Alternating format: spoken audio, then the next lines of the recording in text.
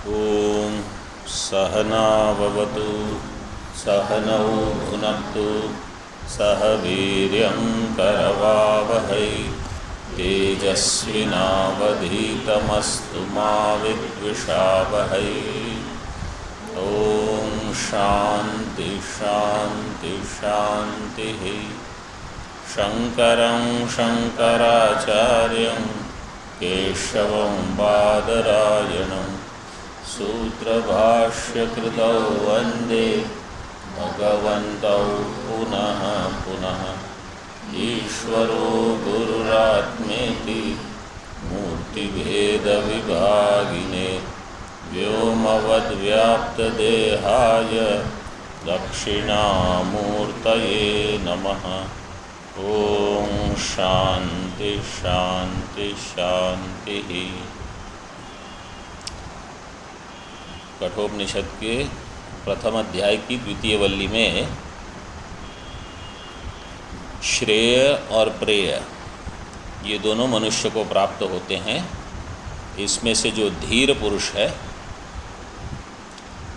धीर का हमने कल एक अर्थ का बताया, धियम राति विषयेभ्यः इति धीरः।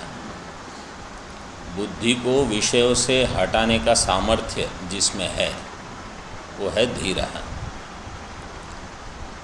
बुद्धि को अगर हम विषयों से नहीं हटा सकते तो विषय बुद्धि को इंद्रियों के साथ अपनी ओर खींच लेते हैं। जैसे भगवान ने गीता में कहा, इंद्रियाणि प्रमाथीनि हरन्ति प्रसभम मनः। उसके पहले वो वायुर्गंधानि वायुर्गंधानि क्या है वो गीता में, वायुर्नावमिवाम्भसि। जैसे वायु नौका को खींच के लेके जाता है, वैसे इंद्रियां मन को विषय की ओर खींच के लेके जाए। तो जाना है कहीं, लेकिन नौका कहीं और पहुंच जाएगी। इसी प्रकार मन को आत्मा में रखना है और मन या बुद्धि जो भी कहो वो चला जाएगा विषय में। तो जिसमें ये नहीं होता वो है धीरः। एक यहाँ एक नंबर जो टिप्पणी है उसको देख लो, उसको खोल के रखना थोड़ा, शायद वो आए तो शुरुआत। हाँ ठीक है,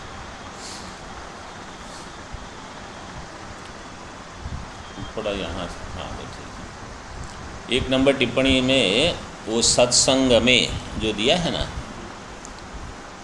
उसका प्रातिपदिक है सत्संगम, उसकी सप्तमी एक वचन होगी सत्संग। सामान्यतः तो शब्द प्रयोग होता है सत्संग, लेकिन यहाँ सत्संगम, सत्संग जो है उस सत का संगम, उसमें भगवान की कथा सुधा, श्री ईश कथा सुधाया पानेन, उसका पान करके तृप्ति होती है सत्संगम, संतों के संगम से। और दूसरा कहा, तुष्यति अथायम मदिरेक्षणानां बिंबाधरा स्वादनतो निशीथे।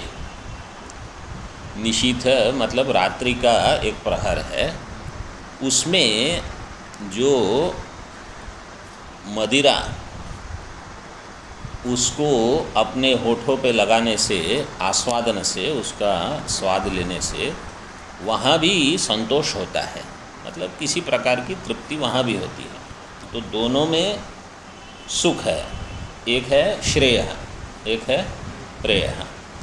एवं सुखत्वेन समान भावात्, इस प्रकार दोनों में सुख तो है, सुखत्व दोनों में है, क्योंकि दोनों सुख स्वरूप है, उसमें सुखत्व रहेगा। समान भावात् श्रेयस् तथा प्रेय इमे विमिश्रे। इसी प्रकार श्रेय और प्रेय ये दोनों में सुखत्व है। जैसे हमने कल बताया, एक में नित्य सुख है और दूसरे में अनित्य, मिश्रित होकर मिलता है। मुग्धो न शक्नोति, जो मुग्ध होता है वो इसका विवेक करने में समर्थ नहीं होता, उसको ये सामर्थ्य नहीं है कि इसको अलग कर पाते। न शक्नोति विवेक्तुम एकम धीरो वसाने अमृतकल्पम इच्छेत। कल्पम का अर्थ है सदृशम। जो धीर है वो अवसाने मतलब अंत में जो अमृत सदृश है उसका ग्रहण कर लेता है। मतलब उसके विवेक का पर्यवसान कहाँ होगा? इसके ग्रहण में। अमृतकल्पम इच्छेत इति। उसके बाद में जो दिया है मुग्धो मुग्धत्वाद एव एकम श्रेयो न विवेक्तुम शक्नोति। मुग्ध जो है वो मुग्ध होने के कारण श्रेय का विवेक करने में समर्थ नहीं है, किंतु संस्कार प्रचयान मोहवत्वाच्च संस्कार के आधिक्य से मोह के कारण प्रेयस्येव प्रसज्जते इति भावः। प्रेयस्य इव प्रेयस्येव बनेगा शब्द। कैसे बनेगा? हाँ, प्रेयस्य प्रेयस सकारांत शब्द है। सकारांत शब्द की षष्ठी तो प्रेयसः होगा, प्रेयस्य नहीं होगा।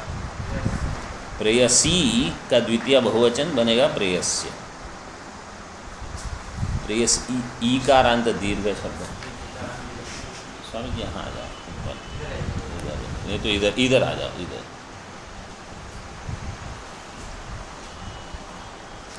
प्रेयस्य इव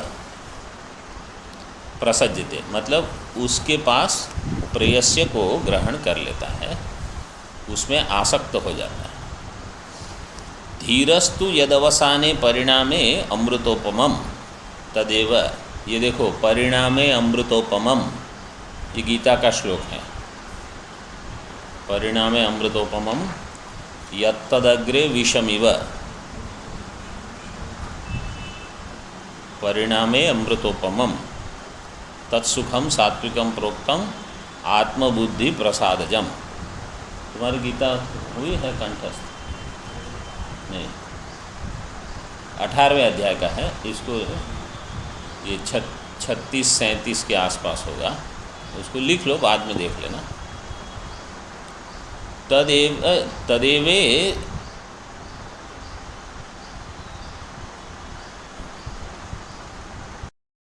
तदेव इच्छेत श्रेय इत्यर्थः। तदेव इच्छेत, जो धीर है वो इसी की इच्छा करेगा जो परिणाम में अमृत रूप हो। मतलब धीर को ये है कि वो आरंभ में अगर अमृत रूप नहीं है तो उसको आपत्ति नहीं है, क्योंकि वो देखेगा कि इसका पर्यवसान कहाँ होता है। अंत में अगर ये सुख स्वरूप नहीं है तो इसका कोई उपयोग नहीं है।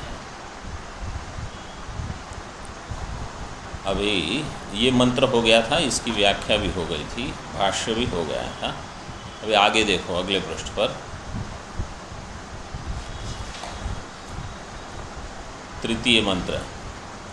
सत्वं प्रियान् प्रियरूपांश्च कामा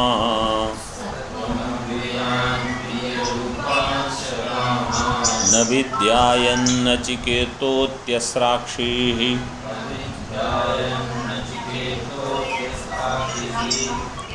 नैतां शृङ्कां वित्तमयीमवाप्तो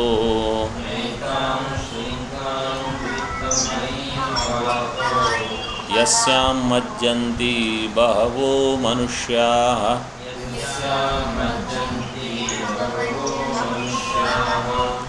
सत्वं प्रियान्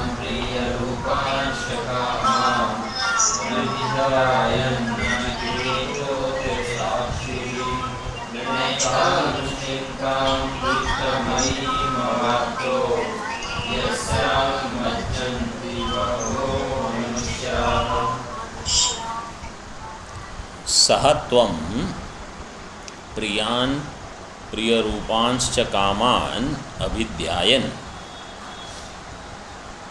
अत्यस्राक्षी सह त्वं नचिकेतः। ये तीनों समान अधिकरण में हैं। वैसे तुम मतलब 1 नंबर टिप्पणी में दिया होगा, धीर जैसे है वैसे। त्वंतु धीर एवं न मंद। क्यों? क्योंकि पहले पूर्व श्लोक मंत्र में कहा प्रेयो मंदो योगक्षेमात् वृणीते, योगक्षेम के कारण जो मंद है वो किसका ग्रहण करेगा? प्रेय का। और जो धीर है वो श्रेय का।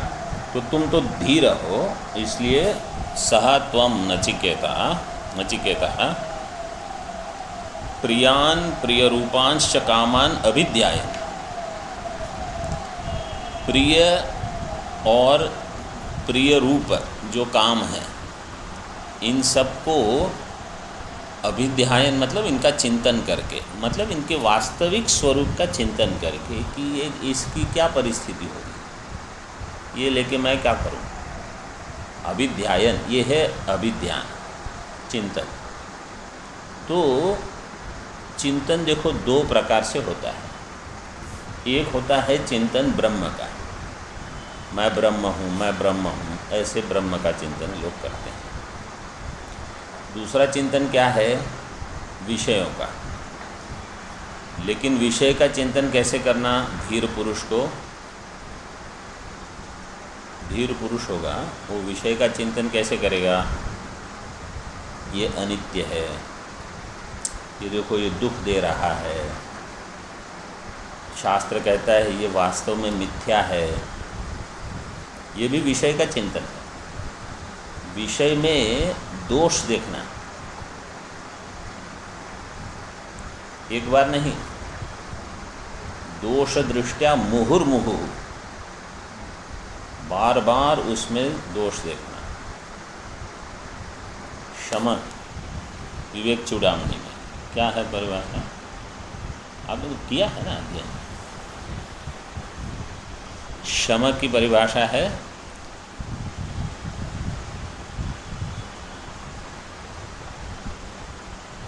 ये जो विषय हैं इसमें दोष दृष्टि रखना बार बार। दोष दृष्टया मुहुर्मुहु स्वलक्ष्य नियतावस्था मनस शम उच्यते। मन का शम ये है। इसका प्रथम पाद क्या है? विरज्य विषय व्रातात दोष दृष्टया मुहुर्मुहु। विषय का जो व्रात मतलब उसका जो घाव लगता है हमको, उससे दूर रह के, उससे बच के।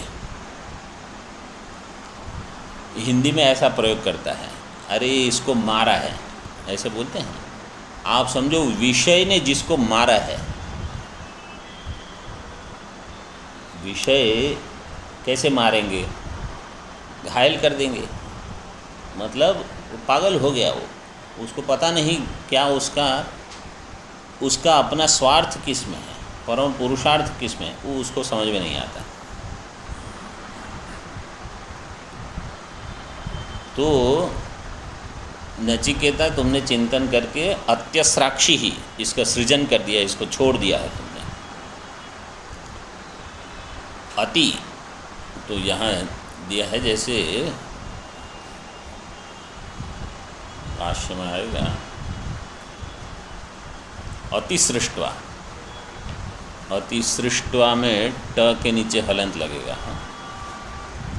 अच्छा, अतिसृष्टवान, ठीक है, सृष्टवा नहीं है, सृष्टवान है, मतलब छोड़ दे दिया है तुमने।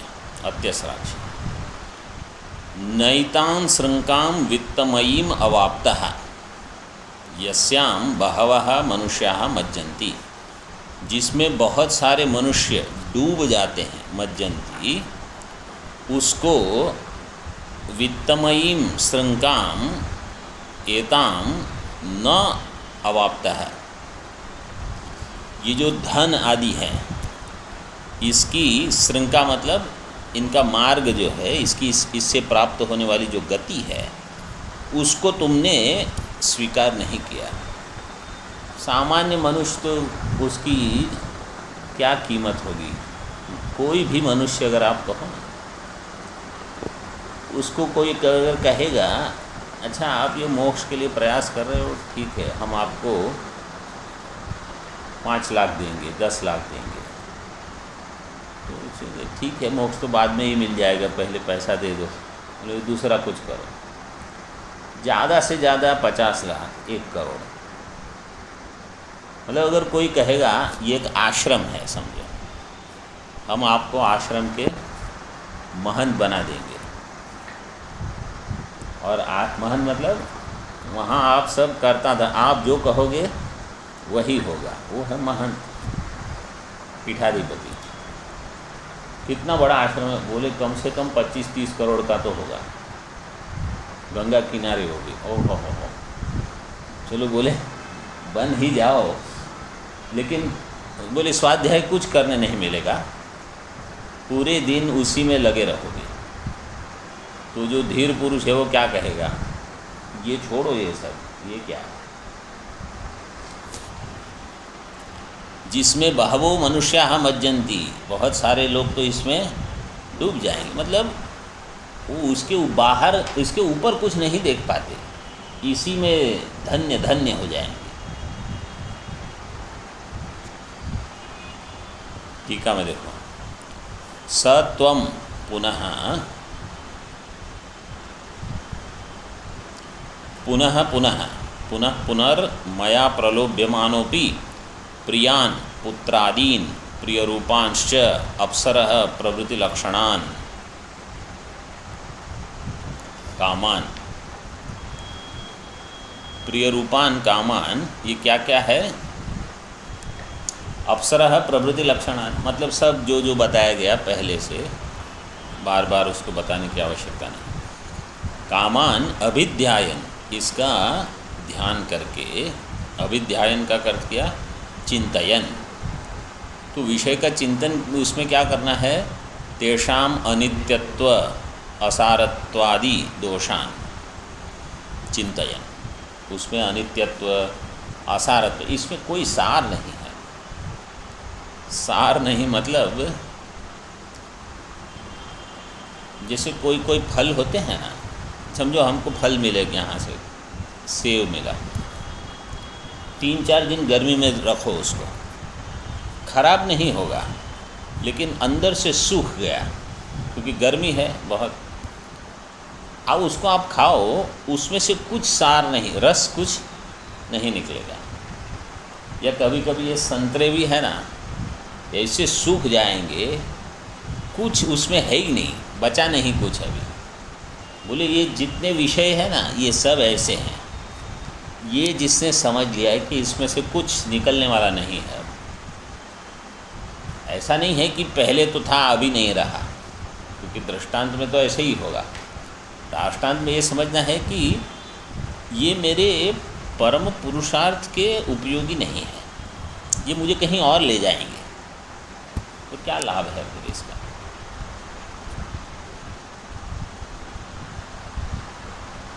अनित्यत्व असारत्वादि दोषान हे नचिकेतो अत्यस्राक्षी अतिसृष्टवान, तुमने इसको बिल्कुल छोड़ दिया। अतिसृष्ट, अतिशय न मतलब ऐसे नहीं कि जैसे देखो अब कोई चीज़ है छोड़ दी, ये किसके लिए छोड़ी है? पुनः ग्रहण के लिए छोड़ी नहीं है वास्तव में, क्योंकि अभी इसका उपयोग नहीं है। समझो ठंड के कपड़े हैं, इतने सारे हैं ठंड के कपड़े, अभी क्या है इसकी परिस्थिति?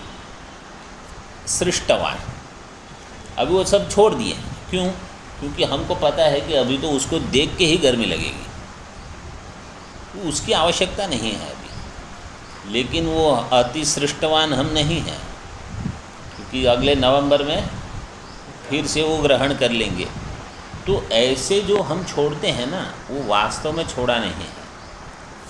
मन से जिसको छोड़ दिया, जिसका त्याग कर दिया कि ये इसमें कुछ सार नहीं है, जिसको हम कहते हैं कि इसको हटाओ, ये जो है मानसिक रूप से जिसका त्याग बिल्कुल हो चुका है, वो है अत्यस्राक्षी, अतिसृष्टवान। परित्यक्तवान असि अहो बुद्धिमत्ता तव, तुम बहुत बुद्धिमान हो, तुम्हारी बुद्धिमत्ता देखो। इसमें देखो, एक तो भगवान यमाचार्य जो है वो नचिकेता की प्रशंसा कर रहे हैं, दूसरे भगवान भाष्यकार है वो भी इनकी प्रशंसा कर रहे हैं। दोनों मतलब जब आचार्य प्रसन्न होते हैं, जो देखो कैसे प्रशंसा करते हैं। इसका विपरीत भी होता है, जब आचार्य प्रसन्न नहीं होते तो तब भी कुछ न कुछ या तो बता देते हैं, या बिना बोले ही आपको समझ लेना है कि कुछ तो हम में गलती है, हमने कुछ गलत किया है। ऐसा नहीं कि व्याख्या करके बताओ और जैसे ही कहा कि यहाँ नहीं, वहाँ हमने गलती नहीं, वहाँ नहीं, मेरी गलती नहीं है। ये मूर्ख शिष्य के बिल्कुल सुंदर लक्षण होते हैं, जो जहाँ बताया जाए बोले नहीं, मेरी तो गलती है ही नहीं। गलती किसकी? अब आप ही गलत हो सकते हो। इसकी थोड़ी टिप्पणी देखो। कामान 1 नंबर टिप्पणी में कहा, मंदे ही काम्यमानान अर्थान इत्यर्थ है। काम कैसे हैं? मंदों के द्वारा जिसकी इच्छा की जाती है।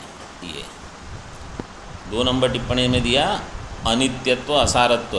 ये कहाँ दिखाया गया? बोले स्वभावा मर्त्य से अदंत, वो मंत्र जो था उसमें, तो स्वभावा से अनित्यत्व और सर्वेंद्रियाणाम जरयंती तेज से असारत्व। ऐसे 3 नंबर टिप्पणी में परित्यक्तवान असि इति न वृतवान असि।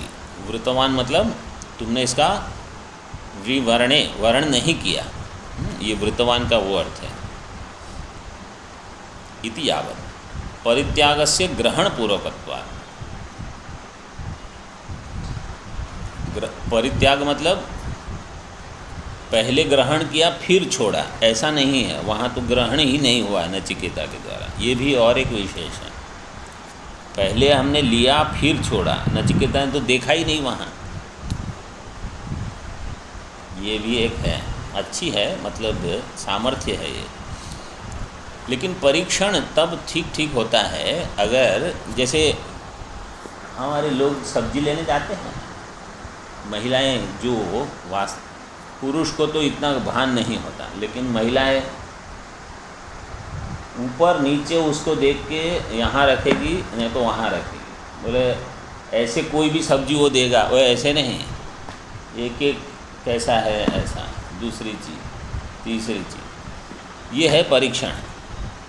ऊपर नीचे आगे पीछे सब देख के इसका ग्रहण करना है कि त्याग करना है। तो परीक्षण ऐसे जब होता है ना, तो विवेक ठीक से होगा।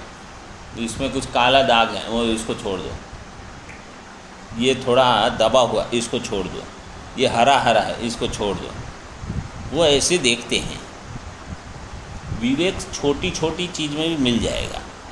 सब्जी खरीदने जाते हैं या कोई भी चीज़ भी खरीदते हैं ना, वहाँ भी विवेक तो करते ही हैं सब। उसी को जीवन में लगाना है, मुख्य ये है।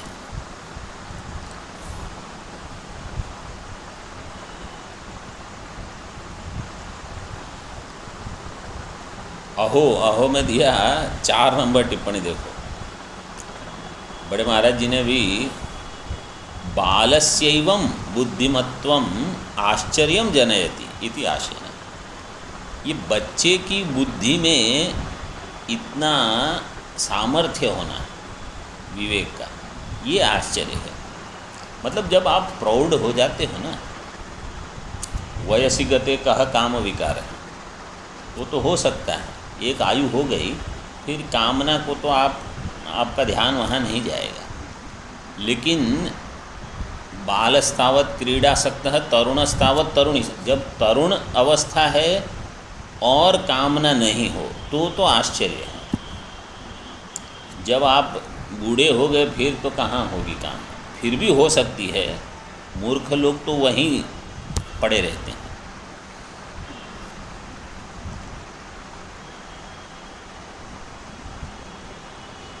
आगे देखो भाष्य में, नैताम अवाप्तवानसी श्रृंकाम श्रुतिम कुत्सिताम मूढ़जन प्रवृत्ताम वित्तमयीम धनप्रायाम न एताम अवाप्तवानसी एताम श्रृंकाम वित्तमयीम। ये जो वित्तमयी श्रृंका है, 7 नंबर टिप्पणी में देखो, श्रृंकाम वित्तमयीम इति प्रचुर वित्तोपार्जन साधनम। जिसमें बहुत सारा धन मिल सकता है, या तो अभी उपलब्ध है या जीवन भर मिलते रहेगा, ऐसे प्रचुर।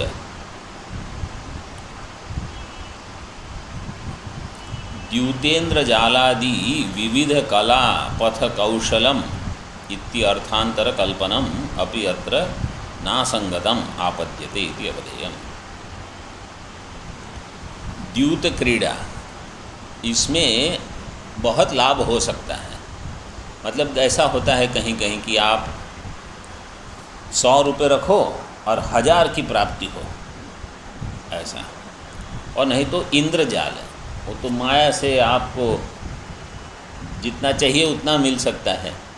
कभी कभी ऐसा बताते हैं ना कि जो वृक्ष है, आप कहो इतने पैसे चाहिए तो वृक्ष दे देगा, या कोई स्फटिक मणि है उससे मांगो तो जो मांगो वो मिल जाएगा, बहुत धन मिल सकता है। ये सब विविध कला पथ कौशलम, अनेक प्रकार का कौशल जहाँ है, कलापथ मतलब इस मार्ग में, ये कल्पना भी असंगत नहीं होगी। मतलब ऐसी कल्पना भी कर सकते हो कि जहाँ इतना सामर्थ्य हो।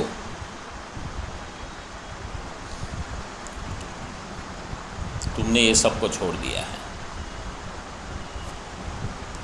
द्यूत में लोगों को बहुत पैसा मिल सकता है, जहाँ ऐसे कुछ जादू दिखा दिया फिर तो बहुत ही मिलेगा, लेकिन उसके सदृश ये भी तुमने ये सब छोड़ दिया है ऐसे।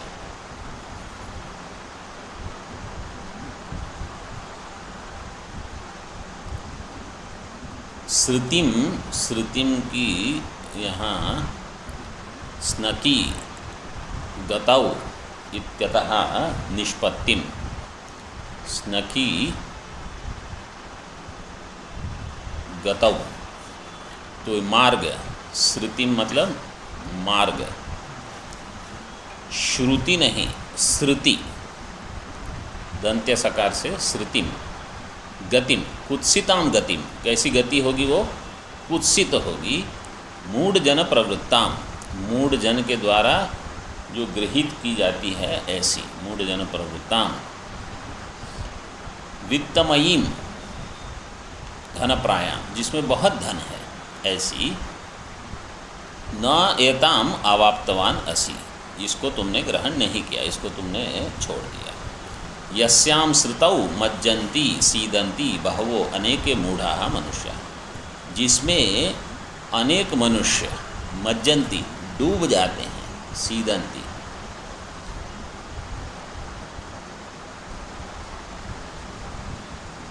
सीदन्ति तो गीता में भी आया है, मम गात्राणि सीदन्ति मम गात्राणि मुखम च परिशुष्यति, लेकिन वहाँ सीदन्ति का अर्थ मज्जन्ति तो नहीं लेंगे, वहाँ तो मेरे गात्र जो है वो बिल्कुल कंपित हो रहे हैं, वो अर्थ में लेना है।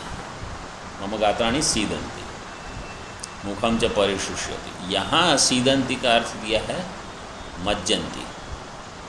यस्याम श्रुतौ, इस मार्ग में बहुत सारे मज्जन्ति बिल्कुल डूब जाते हैं। ये कुत्सित क्यों है? परमार्थ दृष्टि से कुत्सित है। देखो व्यवहार में इन सब का कोई निषेध नहीं करता। अब आप कहोगे नहीं नहीं धन, वहाँ नीचे जाओ, कहो मुझे टूथपेस्ट चाहिए, मुझे लाओ पैसे, बिना पैसे के साबुन चाहिए, मुझे पैसे लाओ। तो कोई दुकान में जाओगे तो पैसे तो लगेंगे।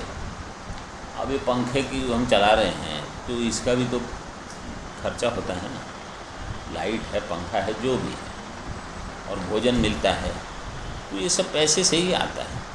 तो व्यवहार में इसका उपयोग है, लेकिन ये पारमार्थिक नहीं है। मतलब ये जीवन का अंतिम गोल ध्येय नहीं है, साधन अंतिम ये नहीं है कि बस सब हो गया मेरा, अभी पैसे आ गए तो, ये समझना है। बहवो अनेके मूढ़ा मनुष्याः सीदन्ति मज्जन्ति। आनंद गिरी जी ने कोई टीका इस पर लिखी नहीं है।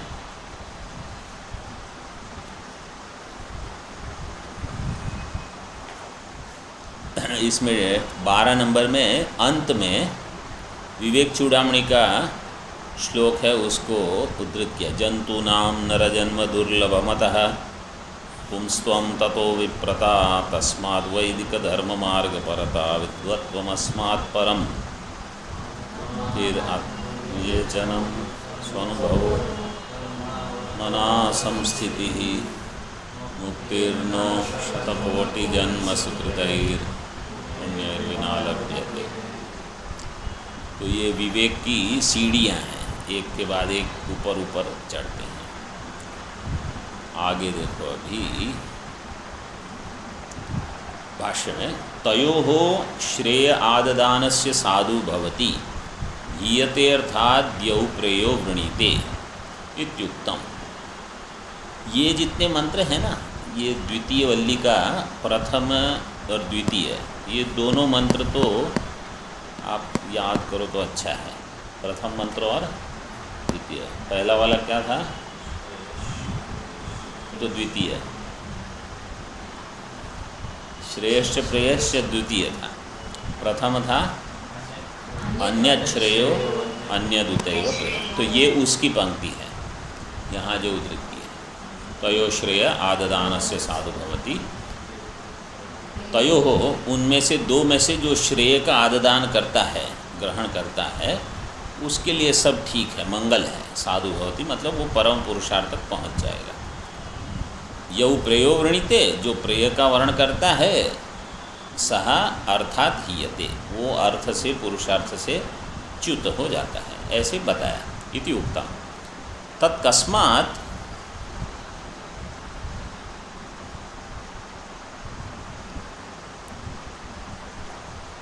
देखो 14 और 15 नंबर टिप्पणी देखो। 14 नंबर में कहा सिंहावलोकनेन शंकाम अंकयति तयोहो। अभी ये जो आया ना तयोहो श्रेय आददान से, ये कहाँ से आ गया? आप अभी कुछ और विचार बता रहे हैं, अब फिर से पीछे जाने की क्या आवश्यकता हुई? उसको कहेंगे सिंहावलोकन। सिंहावलोकन कैसे होता है? देखो इनको भी बता देते हैं।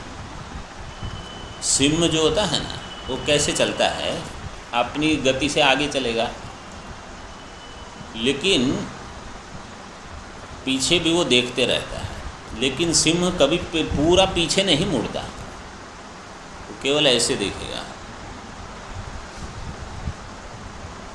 उसकी अपनी एक सामर्थ्य है, राजा है वो पीछे से भी अगर भय आ सकता है तो उसको तो केवल देखने की ही जो आवश्यकता है। देख लिया तो बस वो या तो पीछे चला जाएगा या जो भी है। इसी प्रकार यहाँ पर भी तो ये सिंहावलोकन होता है, उनको पीछे मुड़ने की आवश्यकता नहीं रहती। इसी प्रकार जब हम ग्रंथ का अध्ययन करते हैं तो एक होता है सिंहावलोकन। तो आगे आगे बढ़ने से फिर ऐसा न हो कि पीछे क्या है वो भूल ही गए बिल्कुल। तो अब ये चतुर्थ मंत्र में हम प्रवेश कर रहे हैं, तो प्रथम मंत्र भूल मत जाओ, क्योंकि उसको याद करते हुए आगे जाना है। तो ये है सिंहावलोकन। तो जब भी पाठ आगे बढ़ता है ना, तो यहाँ तो खासकर कठोपनिषद में आप देखोगे, द्वितीय वल्ली के आरंभ में, तृतीय वल्ली के आरंभ में भगवान भाष्यकार पूर्व पठित सभी चीज़ का एक सिंहावलोकन करेंगे।